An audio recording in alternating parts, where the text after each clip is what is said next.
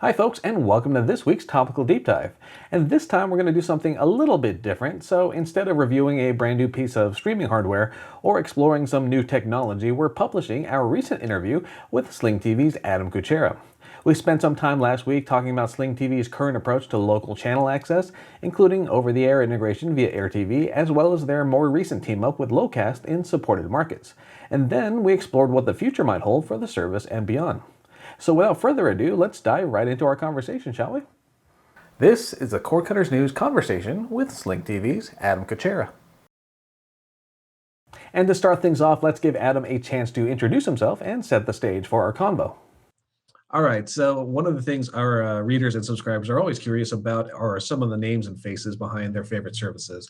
So Adam, can we talk about your role over at Sling TV? Yeah, so Adam Kucera, Director of Sales over here at Sling. I also handle our AirTV product line from a sales perspective. And really my team, my goal every day is to go out and make sure people know about Sling and also know about our local solutions and how to cut the cord and leave their cable provider.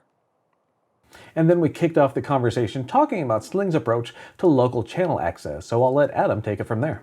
Well, I mean, just overall, right, Sling has had a philosophy for a long time, Philip, of making sure that people don't have to pay for things that they don't want. That's why we've always been very a la carte, packages starting at $35, as you well know.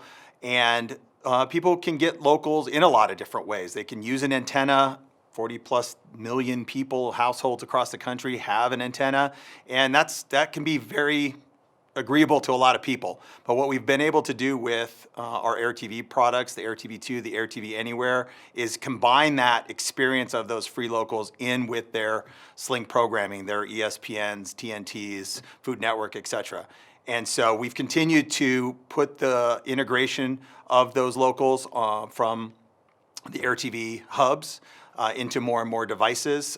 We've got Samsung that just released for the AirTV2 integration. We continue to expand that so that more and more people that have an antenna or go out and get an antenna can integrate that experience to make it as easy and simple as possible when it comes to that.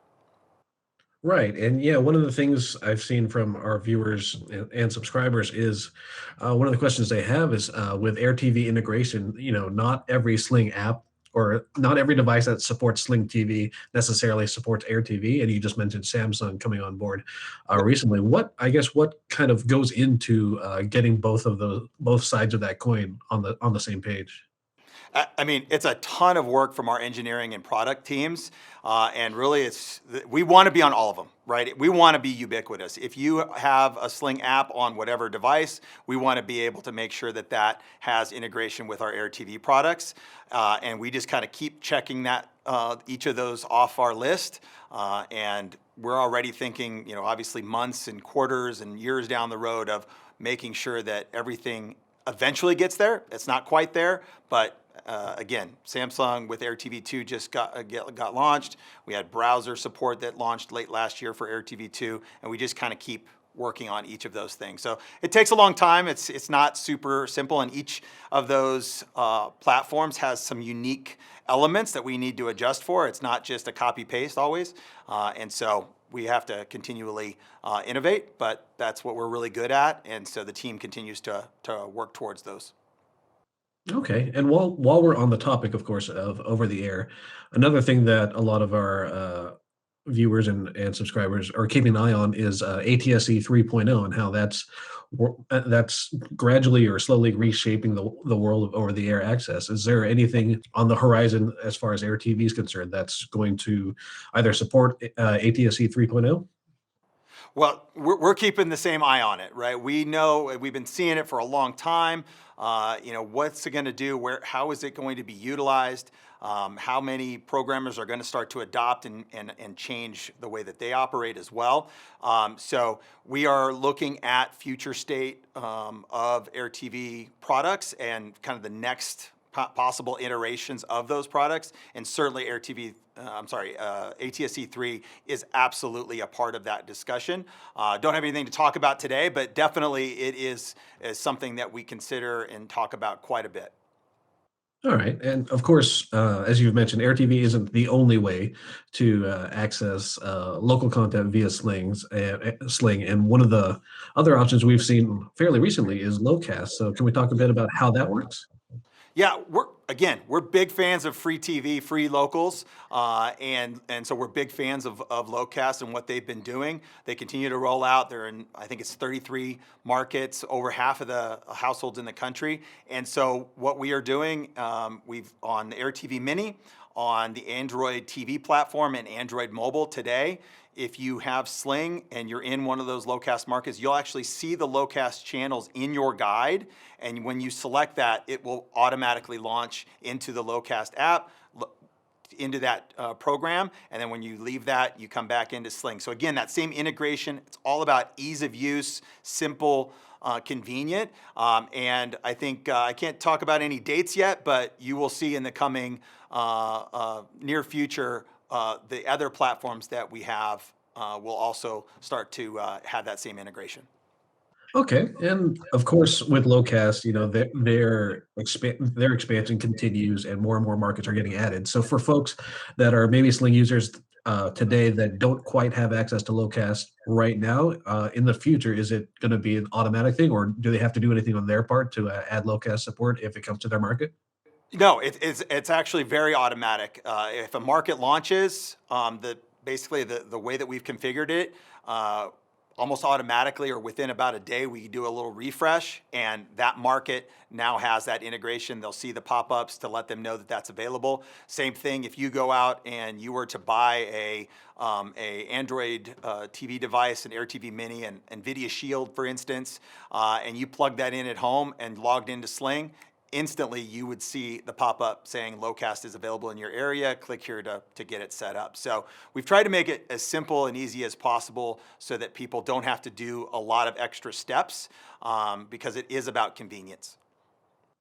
Yeah, the integration is interesting, especially when you're talking about, two different companies or two different organizations. I'm curious, just, from a logistics standpoint, what goes into making sure both sides are on the same page? Well, certainly we communicate and ensure that we're not disrupting each other. But really, we've had the same similar integration with Netflix on our AirTV Mini for a number of years. Again, it's about that convenience for the consumer. We'd love to add many other partners, and it's just about priority. And certainly, locals is a big priority for us. So we knew that this was something that we wanted to make sure that we put to the forefront and made it as easy as possible for consumers to get to. And let's talk, if we can, also about other options for local TV. So Sling Blue, of course, offers local access in some markets. I'm just curious how does that work? Is it something you approach on a case by case or market by market basis as far as which channels and which markets are supported? It really comes down to the ownership. So we do have some Fox and NBC owned and operated locals is how we would refer to those. And so those are owned by the parent company, by Fox Corporate, by NBC Corporate. And so as part of our broader deal for things like NBC Sports or FS1, those are all part of that contract and that negotiation. And so those were just part of that. And that's why we're able to offer those. We don't charge additional in those markets or change our pricing. But we also know that going out and getting a local channel in every market and doing that, that's where it gets very complicated. That's where you have hundreds, if not more agreements, contracts, and that's where you then have to start to layer on that price. And as you well know, and as many of your subscribers know, adding locals to a package and what most of our competitors and cable have, it's $15 to $20 of that package price is just going to those local channels. So we made a decision very early on that that wasn't something that we wanted to do. We knew that there was too many free choices like OTA that made a lot more sense and that our subscribers, our consumers were already doing, that it was important for us to just take that away, make it simple, stay with our a la carte mentality and keep our price and our value as low as we could, but knowing that people were finding other ways to get those local channels. And then again, the AirTV and those products helping to still bring it together so that it is a very simple, easy to use platform. And as far as like the multi-pronged approaches for local content, whether it's over the air with AirTV or Locast or through one of the Sling packages, do you find with your users, is there a preference if they had the choice of all three? Do you know if there is a preference, like which one they would choose? Uh, there isn't really. It is very much customizable to where you are. Are you in a low cost market? Then that's probably the easiest path to getting those locals. If you're not, but you're in an area where an over the air antenna works very well, then that's the best solution for you. So it really is based off of where people live, what they want. Do you want to record? If you want to record, unfortunately, Locast can't record yet. Hopefully, in the future, that's something that they would add for their subscribers or their users. But if you want to record your local channels, then OTA and our AirTV products are the right approach there, even if you are in a low-cast market. So again, it's very much about customizing what's right for you. And that, again, I just keep going back to it, that ease of use, that customized, a la carte way that we approach things. If you just want blue or you want orange for specific channels that you watch, that's great. If you want to go all the way to the other end of the spectrum with blue and orange and our add-on packages and an AirTV with an OTA, and you want us to even have it delivered and installed for you so that you don't have to worry about setup, we can do that too. Literally the entire gamut of ways to get set up and cut the cord and leave your cable company, we've got you covered. And it's very much about flexibility, affordability, value.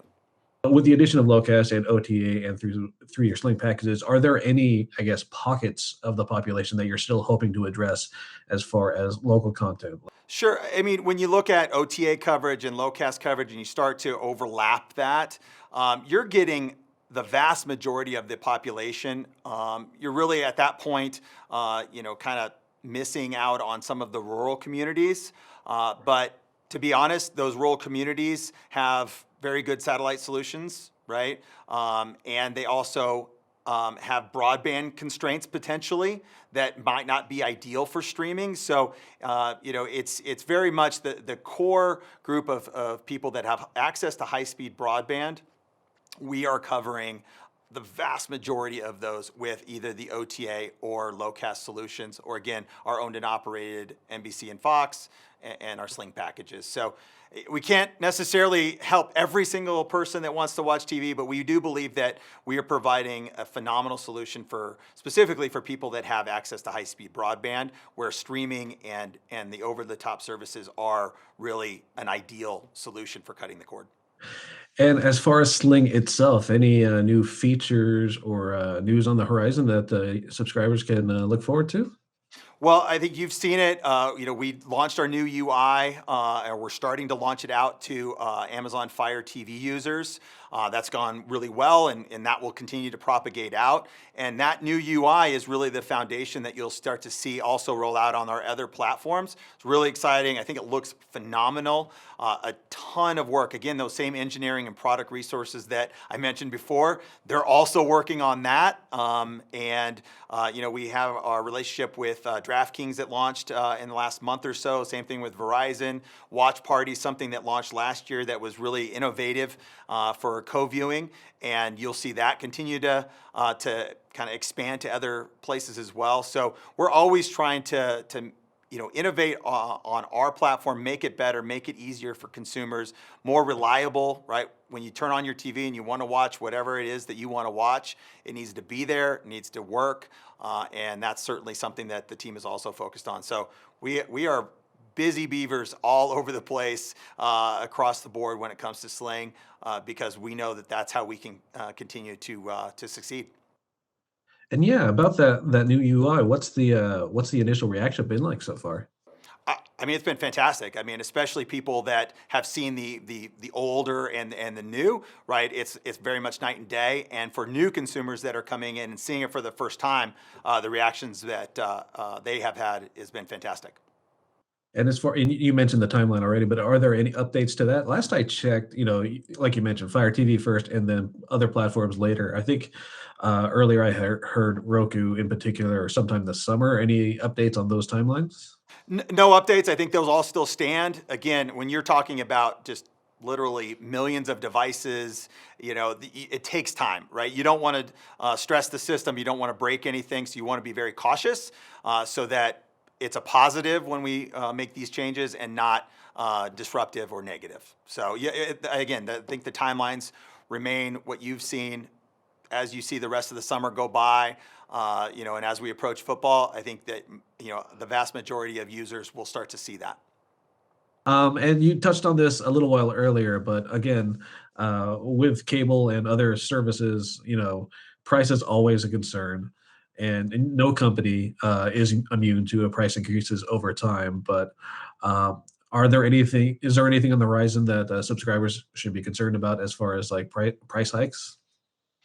We don't have anything on our roadmap right now. We did have a price increase that went into effect a number of months ago that for new subscribers and anybody that made a change, and existing subscribers will start to see that in August. So we gave, I think it's 6 or 8 months of kind of warning that this was going to happen. It's a $5 increase, very minimal, but we're keenly aware that we want to stay with that value proposition, and price is important, but we also have to be very aware of our own business, and so we do as little increases as we possibly can to continue to remain profitable and to minimally impact our consumers.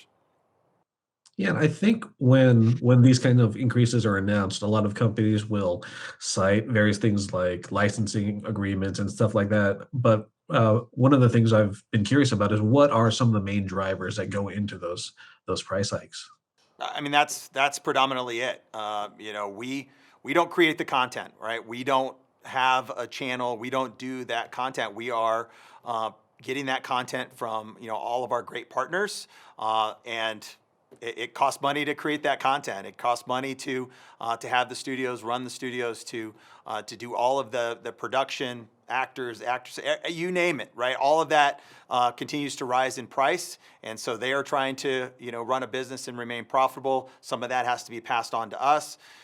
We do the best that we can to not have to pass on as much as we can to our subscribers, but that's just kind of how TV has worked for decades and decades and decades, but again, I'll just go back to it, Philip. Our focus is as minimal pass along as we have to do, so that we minimize that for our consumers and maximize the value. Of course, the past year plus has been kind of unprecedented for many of us. So I'm curious, how has the pandemic that we're still emerging from, of course, how has that affected Sling, its overall business, and the work environment? I mean, from a business standpoint, it's been, a lot of people watch TV, right? When you're at home more, you're not traveling as much. TV has become more and more important for consumers, and so we've certainly seen more people seeking out, a good TV solution. At the same time, as the economy and jobs and so on have kind of changed the way people have to approach their own personal finances, they're also looking to cut the cord, get rid of that $140 cable bill in exchange for something that is of higher value. And so we've seen a lot of people searching out cord cutting, searching out Sling, giving us a try and seeing if they can make this work for their needs. And so, I wouldn't say that it's been a positive by any means, but certainly we've seen that has certainly gotten a lot more people thinking about cutting the cord. And so that's why we have put so much effort into this innovation to make sure that if they are going to cut the cord, if they are going to seek us out, that we're going to provide not just financial value, but actual experience value when it comes to Sling.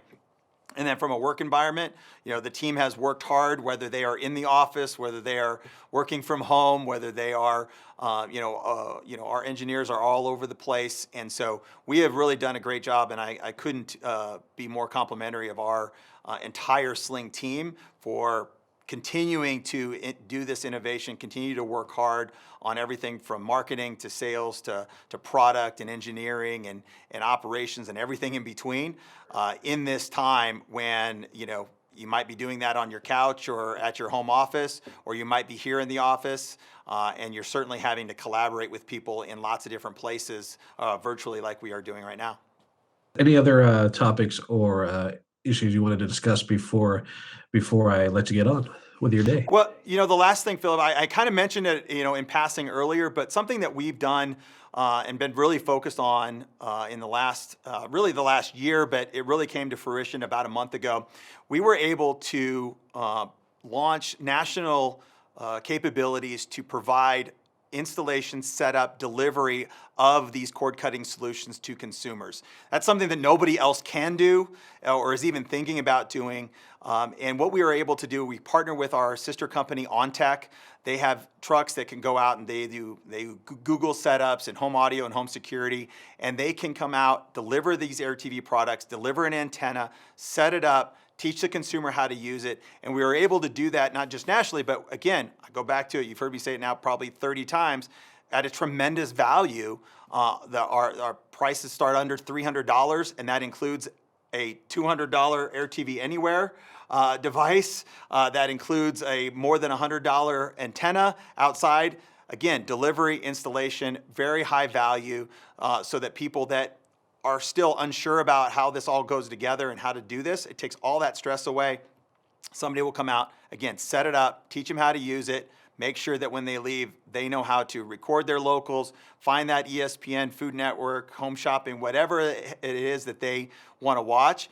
And that's something, again, that completely separates us from everybody else that is just relying on people going to Best Buy, going on, buying products and just kind of figuring it out. We actually can come out there and just make it work. And I think that that is something that absolutely will continue to set us apart as people continue to try to leave their cable provider and that high bill, but want to keep that experience, and they need somebody to help them do it.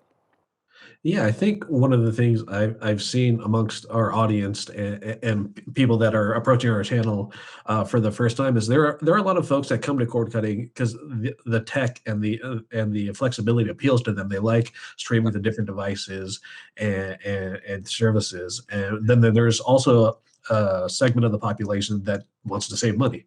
They see their cable bill and they want to try this new cord cutting thing, but they're a bit intimidated by what they see as far as like setup and installation and all that. Are you seeing that on your side as far as like a split between, the different interest levels or familiarity with the tech?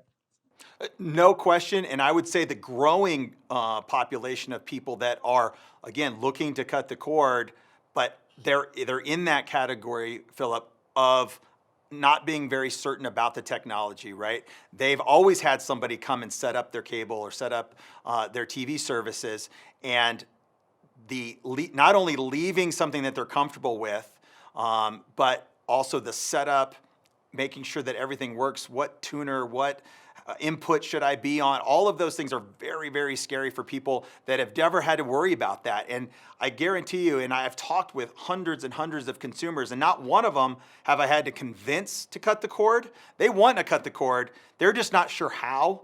And they really are looking for somebody to not only walk them through it, and we have call center agents that can talk people through and help them find the right solution, but then go that step further where we have people that will come out, bring the hardware, deliver it, install it, climb a ladder and put that antenna up if that's what's necessary.